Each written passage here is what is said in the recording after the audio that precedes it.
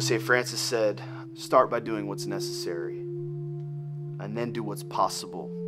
And suddenly you'll find that you're doing the impossible. And just like I believe a possession is more holy when it's shared, I think we are more holy when our lives are shared as well.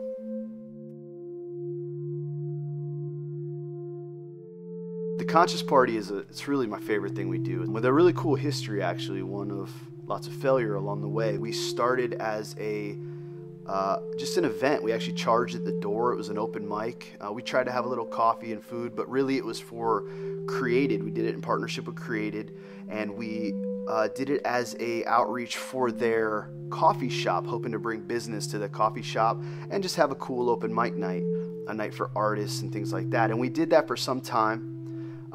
But over time, we started getting the same people, hearing the same poems all the time. And honestly, a lot of our people didn't have the $5 or whatever we were charging at the door, weren't buying a lot of nice coffees at the coffee shop. And so, it wasn't producing what we had hoped it would. And it was a lot of work to do.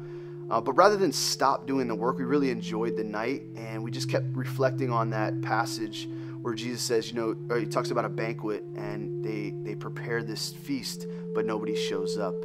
And the one that prepares it says, go out into the street corners and invite the poor and the blind and the lame. And so we did exactly that. We told Created, sorry. And of course, we never made much money. So we understand. It's cool. Thanks for trying. But we moved on. And we went out and we made really the conscious party a night out for the homeless, for the poor. It's an open source party. What we do is we just set a stage and a table. And by doing that, we invite everybody to bring whatever food that they can bring, whatever friends that they can bring, whatever poems or songs or jokes or stories. We just let it happen. And many people that have no voice, no friends, no attention, come to the conscious party where they have a stage and a spotlight and a microphone and are able to share their stories, many of which are powerful and wonderful. And the night takes many shapes, so every month is different. This is what you get with open source things. It's the community that produces the content for it.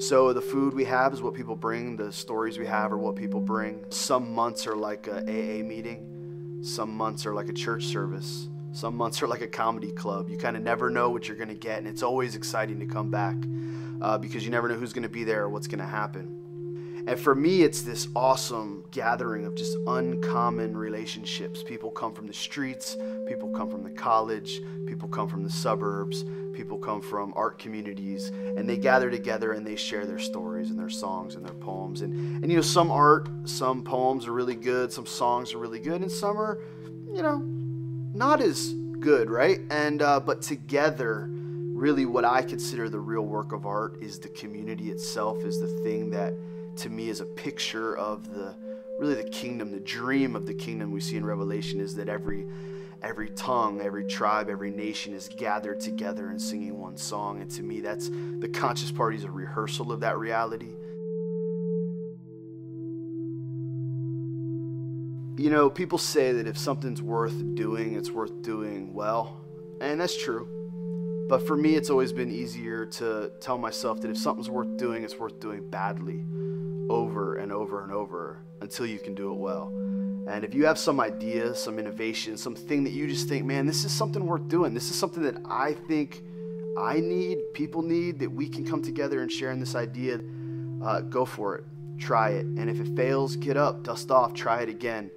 And it's cool when you see them take a life of their own and grow beyond you and your own idea and your own community and become something that others really take ownership of, and to begin to innovate on themselves, to bring their own ideas. And what we honor is the individual, not the capability, and realizing that you are created beautiful.